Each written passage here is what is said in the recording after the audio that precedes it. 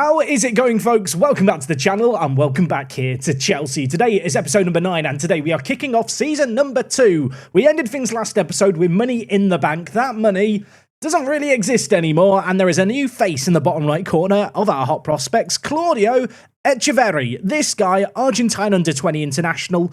Guess how much I paid for him? Go down right now in the comments, engage with the video, like it while you're down there. How much would you have paid for him?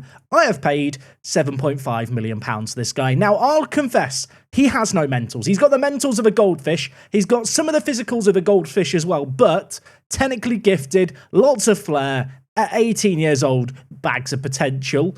I'm hoping he's going to come good for us. And in fact, if we look at the transfer history since last episode, you might be forgiven for thinking he is the only new player. Wrong. I think I might have gone Wonderkid crazy. The first player I've signed, I've not even finished scouting. But in real life, Chelsea are signing him, so he must be good. Chelsea have never done a bad transfer before. I mean, ignore Bakayoko and ignore Kepa Arrizabalaga and ignore...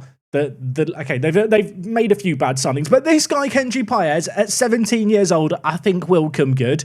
If you're wondering, Jack, why haven't you waited for the scout report? I got excited at the prospect of signing him for £2 million and just confirmed it. We are scouting him. I'll let you know how good he is once the scout report comes in, but from what we can see here, he looks immense. The other youngster we've picked up, you might have seen him in my top 10 WonderKids video, it is Esteval, 17 years old, super adaptable player, bags and bags of potential. He's already agreed to join us for £9 million. That is £5 million up front, £4 million in potential clauses. At the moment, he's playing for Palmeiras in Brazil. He will join us next summer. So that's 2 signings done. Don't think that I'm done with those, though, because we've got 3 players waiting on work permits. I've gone Wonderkid mad. The first player, Gabriel Moscardo. This guy, 18 years old. He looks immense. We've agreed to sign him from Corinthians, the most expensive of the bunch, £14.5 million. That is a release clause. This guy, though, an immense, I think, centre mid, but to be honest, he could play in loads of different positions. I could train him to play as a centre-back, although I'm a little off-put by his 12 tackling. He is naturally a defensive mid. He can also play in the centre of the midfield. Unbelievably well-rounded player, 18, loads of potential, super adaptable.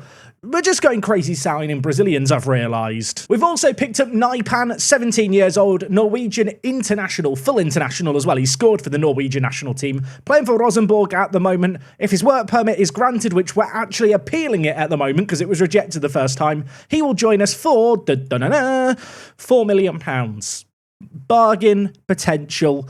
I'm trying to get the academy sorted for the future. And the last of the players that we are currently waiting on a work permit for is Junior Krupi. He is the oldest of the bunch. If we agree to sign him, he will join us immediately. Looks great. We've agreed to sign him for £5 million. Look at his striking ability. Natural at centre attacking mid. Natural at a striking position. As far as advanced forwards go, for the price we're paying, I don't think you're going to get much better. And if we look at the under-21s, it looks sparse. It looks even more sparse when I hide the players out on loan. Yeah. I don't know, I just felt inspired to bolster the youth team. And also, Lewis Hall, you'll never guess where I'm loaning him to.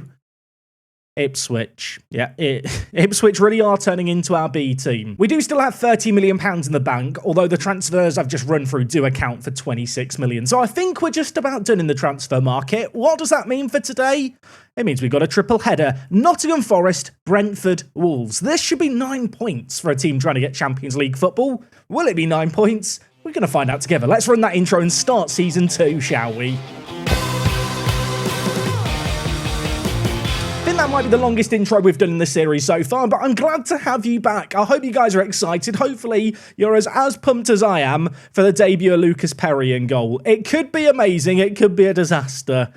I can't wait to find out. Just a little reminder, our board expectation for this year is to reach the latter stages of the Champions League and qualify for the Champions League via the league. With that in mind, top 4 is the aim, and media prediction has us pegged down as a top 4 side. We actually have equal odds to win the title alongside Arsenal. If things come good, I'm hoping top 4 will be more comfortable than last year. I suppose it would be concerning if we went backwards after last year. I did experiment with our tactical system and ideas that I had for the starting 11 for the start of the new season. This is what I've landed on. Yeah, and Kunku starts up front. Obviously, we do have Tammy Abraham. Evan Ferguson got injured during last episode, otherwise the £85 million man would be starting at striker today. Will he make his debut today? Maybe in the last game. Maybe. Elsewhere in the team, I've been very unhappy with Wesley Fofana. He is training atrociously, and out of retaliation and also giddy excitement to see Tamori in the team, he's going to make his debut in this game as well, alongside, of course, Lucas Perry. We only really made 3 new first-team signings. The rest of the players in this list should feel rather familiar. Of course, in terms of the shape, we've not changed it too much this year, although I have just tweaked a few little roles. We're going to try and play with a higher tempo, look to play the ball out from the defence as well. We tried to do that at the start of last year, and it didn't really work out, but, of course, we have got a slightly shifted look in the defensive midfield department. With Fernandez now playing as a deep line playmaker, I do feel like now is the time to try and play out from the back a little bit more. Some shifts in role, personnel isn't changing too much. Perry's in goal. Nottingham Forest, who we take on today, just as a reminder, they did us that massive favour by beating Aston Villa on the last game of last season. Gonna hope they're not as resilient to us today. I do feel like we are in a rather unique position with our Chelsea team, where we've not really changed the first team that much between seasons. Of course, there are a couple new players in the team. Perry, Tamori, obviously Ferguson, who's not playing. But for the most part, we've got a young squad that I'm just hoping is going to get better. And if we could get off to a flying start, that would be biblical. Reece James, 2 minutes in, I've actually switched him from an inverted wing-back on support to an inverted wing-back on attack this year. It's paid off immediately. I'm going to claim it's my own genius. He initiated this attack with a throw-in inside. Ansu Fati laid it across. Enzo Fernandez to Mason Mount. Ball squirmed out. Reece James hit it and found the bottom corner on his weaker foot. Not going to get too carried away. Think we're going to win the league now. Perfect start. Corner on the far side, and Nkunku over it. No Giroud to aim for in the middle, but Joe Gomez is there to aim for, and Nkunku gets the assist. We're back. I mean, Nottingham Forest had me a little bit worried after their antics at the end of last season. Maybe they're just our friends. Maybe they don't want to turn up in this game. That's fine with me. I'll take a few more. And we could have one immediately. And Nkunku already got 1 assist. He hits the woodwork. Enzo Fernandez gets the rebound. It's 3-0 after 15 minutes. Last episode, we ended with a 6-0 win against Newcastle. I didn't think we'd start the season as well as that. Hold the phone. It could happen. No goal in 15 minutes. Not going to get 6 now. I can just tell. I'm trying to reverse psychology the game, because of course the game is always listening. Ansu Fati, Raheem Sterling, and Nkunku scores. Is he onside? Is it going to count? It is. I'm expecting VAR to intervene. Things are going too well. I mean, I am now concerned. I've spent £85 million on Ferguson as a striker, and now Nkunku's playing amazing as a striker. I mean, could we have a 5th before half-time? Surely not. Jason Steele collects this ball. It's the first time he's held the ball, I feel like, in his hands all game, the goalkeeper. He's going to look to launch it. Casado's going to win the header. Can we just bring the ball forward again here? That is a crunching tackle. Dedic for them runs into danger. Casado breaking down the play. Of course, in the midfield, Casado this year, no longer the defensive midfielder. He has some permission to roam as the Segundo Volante, keen to see what he can do. And of course, also what Reece James might be able to do for us as that inverted wing-back on attack. As the attack duty, he's going to get forward. It's been nice build-up play. Is there end product here?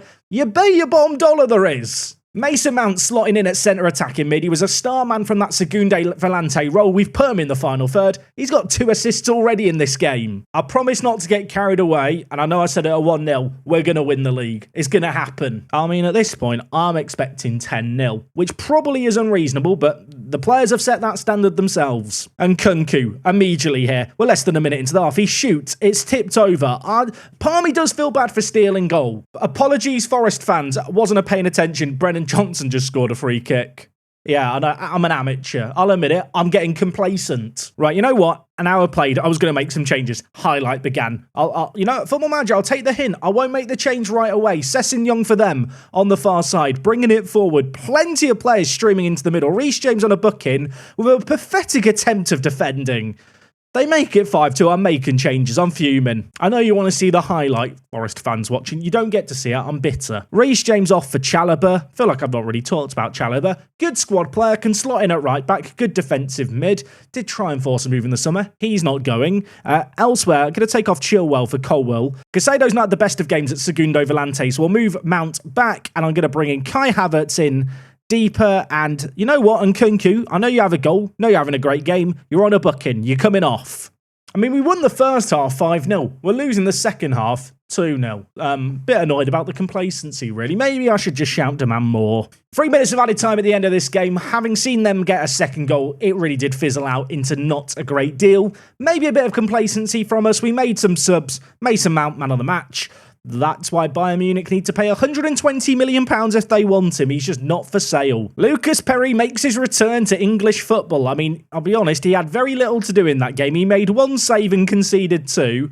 Also, is it generous to call it a return?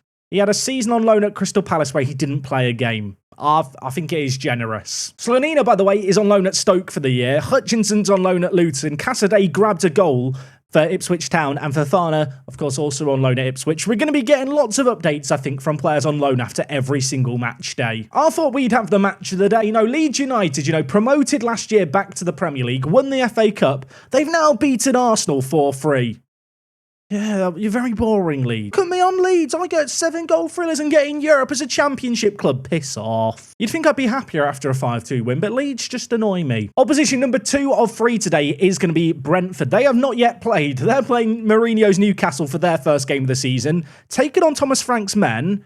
I want revenge. Last year we drew against them away from home and I did not like it. So some good transfer news. All the players that we were planning on signing have got work permits, including Nipan, and also Paez's scout reports come in.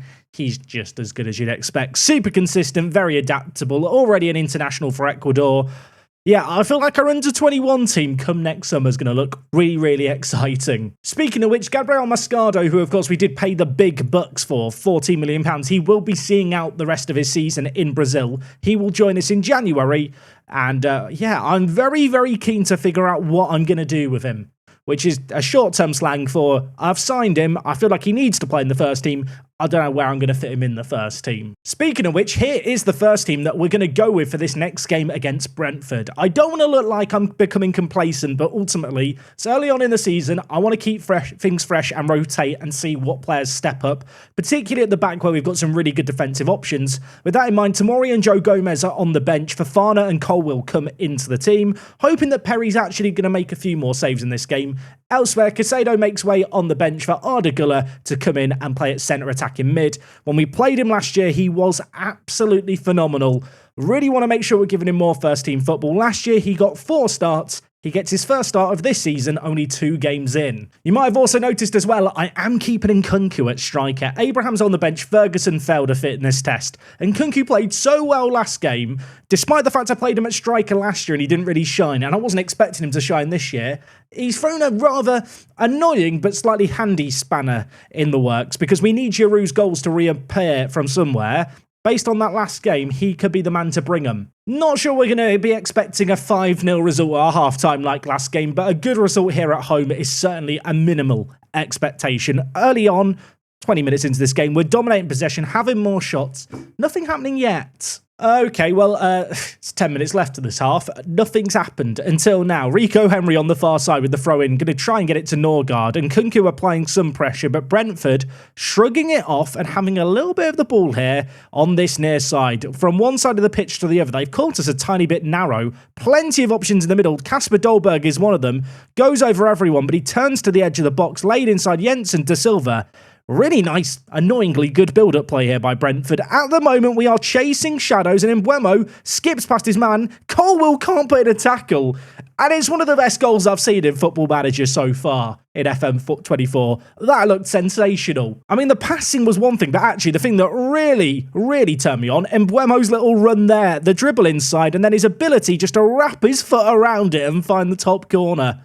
I feel wrong that I'm been aroused by a goal that was scored against us. Well, it's not a great day for Lucas Perry. He has still only made 1 save in Chelsea colours and conceded 3, but if we could respond before half-time, that would be nice. Arda Güler with a ridiculous pass that sees Ansu Fati open up his account for the season. I feel like maybe the goalkeeping position is just cursed here at Chelsea. Maybe it's not on the individuals at all. In terms of this goal, let's focus on the positives. We've scored a goal. Arda Güler's assist from that position there. The vision on his left foot, which is his stronger foot, to see that pass, redonkulous. Okay, we're approaching the end of the half. There's a quick free kick taken. It's Arda Güler again. The boy's got another assist. He's a child and he's bullying Brentford. He took this free kick really quickly. It caught me off guard. He picked out Chilwell and everyone was having a nap. Okay, well, I thought I was going to have to do a shouty team talk at halftime. We are winning the game. I'm still going to do the shouty team talk. I want the players fired up. I want them hungry. Raheem Sterling hasn't had the best of games here. So you know what? Gonna mix things up. Mudryk, on you come for your first appearance of the season. I feel like football's a squad game. We have a strong squad, as we've demonstrated in these first 2 games. We really can afford to chop and change things with some really talented players coming in.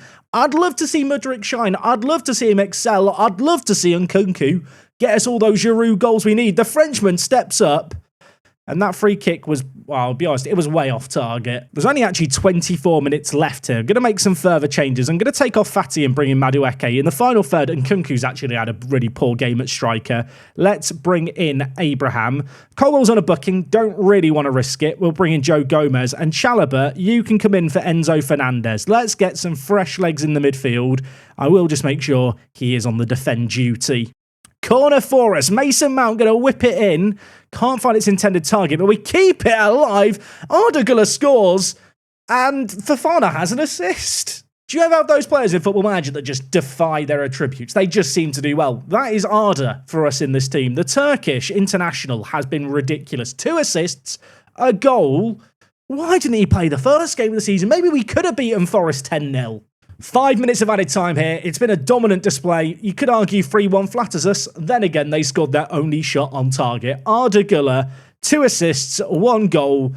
I mean, I don't know what to say. He's starting the next game. I mean, naturally at this point, we will give him some praise. We will build up his confidence. Sadly, didn't get the player of the week. Darwin Núñez got it in the Merseyside derby. I want to be best mates with this man, so I'm just going to praise his training while we're here. We're training him as a shadow striker to try and help with his lackluster physicals. I mean, he might not have been training particularly well lately, but he performs on the pitch. I said there was 9 points on offer today and I wanted to get 9 points. We're 66% of the way there. In 6 days' time, we take on Wolves. Let's hope for another devilish display. I'll see you for that one back at the bridge. I am fuming. I am absolutely fuming. We play Wolves tomorrow. Arda Güler's out for the next 2 to 3 weeks. It was going too well for the lad. As we sit here going into our 3 o'clock kickoff, we are actually top of the Premier League on goal difference. I'd love to stay there. Wolves, our next opposition, have not lost a game yet. I did have a team selection plan, and it is a bit of a rotated team. Arda Güler's got injured, so let me fix it real quick. Will concede, may well not have fixed this the way you'd expect. Kai Havertz, I'm going to give a run at centre attacking mid. This is a role that he is very, very well suited to playing. Has raised a bit of a concern with his playing time as of late, although we have been able to lower his squad status. Elsewhere in the team, we are going to bring in Max Aarons and Cucurella in at right back and left back. We have European football to contend with this year, of course. It's the expanded format with 8 group stage games as well, so making the most of all the players that we have is essential, maintaining match sharpness, getting a bit of gelling going in team cohesion. Elsewhere in the team, Fernandez and Caicedo are going to play alongside each other like they did against Nottingham Forest. I think that will be the optimal pairing there with these 2 roles, so we need to give them game time. Elsewhere, Vitor Roque is going to make his first start of the season. The Brazilian hasn't even been on the bench the last couple of games, but I want to give him a chance to develop 20 determination, professional personality, already a really good current ability as well. Yet to score for us, maybe today will be the day. And as for our £85 million man, he has passed a fitness test. He can play 75 minutes. Now, you could forgive me, I feel like, for not starting him in this game, introducing him in slowly. Nah, screw that. He starts up top today. Big expectations. Evan, don't let me down. We've had 8 goals in our first 2 league games. We have a positive 5 goal difference. We're at home for this one. I'm expecting more of the same. And in fact, there's a kickoff highlight, which on the one hand is exciting. On the other, given the amount of rotation we've done with the wing-backs and of course with Tomori and Joe Gomez, who started the first game coming back in together, if we were to concede, it's going to be on me for chopping and changing. But I look at the youngsters we have, I look at the team we've got, and I feel like we should be able to dispatch of Wolves. And, well, Joe Gomez has comfortably dispatched the attacker there, and now the centre-back's going on a wander. Joe, where are you going, son? He floats in. Ferguson was under it. I thought he was going to get his debut goal after 40 seconds. I'm glad, by the way, that Joe Gomez has very quickly ran back into position there. Jose Sar's now going to launch it out from the back. They get the flick on. It's going to be Mateus Nunes through, and Perry makes a save. Don't mind me, and I might be doing this prematurely. I've got Got a tear in my eye seeing Lucas Perry make his second save in Chelsea colours. Not yet kept a clean sheet. Maybe today can be the day. Okay, we need to be better from set pieces, though. That was a free header. 10 minutes played here. They've been the better team. I'm going to demand more. I'm going to get shouty. I want to see green, happy, smiley faces. And along the bottom of my screen, there's a sea of them. We've actually had 67% of the ball. We've had one shot so far in this game. Could we double it from a set piece here? Victor Roque is going to put it in. Joe Gomez was lurking away. Max Aarons is capable of putting in a good cross as well. He is going to dance inside and score from there. Sorry. Reece James scored from this inverted wing-back, right-back position. When Max Aarons picks up the ball here, you're not expecting him to score, are you? He dances inside. It might have been a cross that deflected. Let him have the credit. Let him have his moment. It's his first Premier League goal. And well, could he be involved in another one here? Ansu Fati, Aarons, Enzo Fernandez, Fati. Players queued up in the middle. Ferguson is one of them. Fati dancing inside. His shot goes wide of the post, and in fact, it deflected wide. It is going to be another corner. Victor Roque is going to take it. We've got players queuing up in the middle. It's going to be aimed towards the back post. There's a couple of players there. There was a lot of Wolves players here, and now, well, I was going to say, is anyone getting deja vu? Apparently not. The highlight just ends. There's 5 minutes left this half. Wolves have actually outnumbered our total number of shots, despite the fact we've had 69% of possession. I've not paused there because of 69. I've paused because I actually think I want to change some stuff up here. I'm going to go off the shorter passing to slightly shorter and get rid of play out of defence. And elsewhere, I'm actually going to change our mentality to attacking. This might seem silly, given we're a goal up, but I want to make the change before half-time, albeit with 3 minutes left of the half. Going to hope for a better performance in the second half. You can see here, XG story, after we got ahead, we mellowed out. And if there's one thing I don't like to see in my football team, it's mellowing out. Kai Havertz seems demotivated. I brought you on as an act of charity today. You've let me down, and Kunku, on you come. Maybe I'm going to regret not selling Kai Havertz to Barcelona for £50 million. He's let me down here. We're going to bring in Kunku, who's had a solid start to the year. We need another goal, I feel like, in this game. I feel like we were dancing, well, with the devil. There's a lot of devilish themes in this game against Wolves. We were dancing with the devil, really, at 1-0, not creating as much as Wolves, leaving ourselves open at the back, perhaps for counters by playing out from the back. I'd rather lose the ball by overcommitting forward way up in their half rather than when we're trying to play it out from the back. That said, we don't have the ball right now. They're bringing it forward, and they've carved us open. It's 1-1 5 minutes into this second half. To be fair, they scored a pretty nice goal here. I mean, it's Adama Traore, of all people, laying it back to Semedo. Back with Adama. He whipped it in. And, I mean, it's a tap-in, isn't it? From in the penalty box. I'm not going to blame Perry there. I might blame him if we concede another. They've got a corner here. It's Sarabia over the ball, the Spaniard. Going to be looking for one of the many Wolves players in the box. It's whipped in.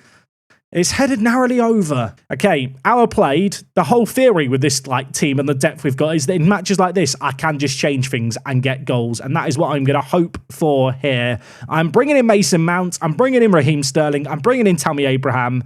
And I'm going to bring in Chalobah, I think, as well, and play him alongside Casado. Actually, you know what? We will keep Chalobah as the defensive midfielder, I think. 5 changes made. I'm rolling the dice early here. It's a fresh look attack for us in this second half. I will say, show some respect to Wolves. They've had only 37% of the ball, and in spite of that, 16 shots in this game. They have now set up very, very defensively, potentially to try and see out this game. There's 8 minutes left. Nothing's happening until now. And it's going to be a free kick for them that's launched long. Max Aarons is going to take it down. And now I'm looking at us to make something magical happen. We've shown glimpses of brilliance, but to be honest, Wolves have had the better of the play in this game. Can we score against the runner play? It's Tammy Abraham. It's a looping cross. The assistant's flag is up.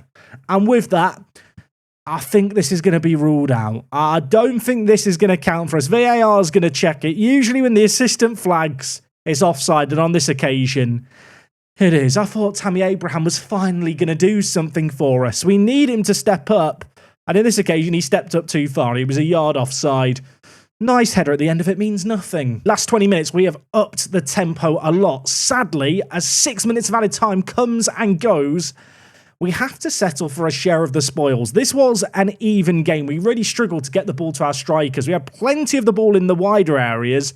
But to be honest, you can see here from the shape they played, especially later on in the game, they were playing so defensively, just crowded out the middle so much.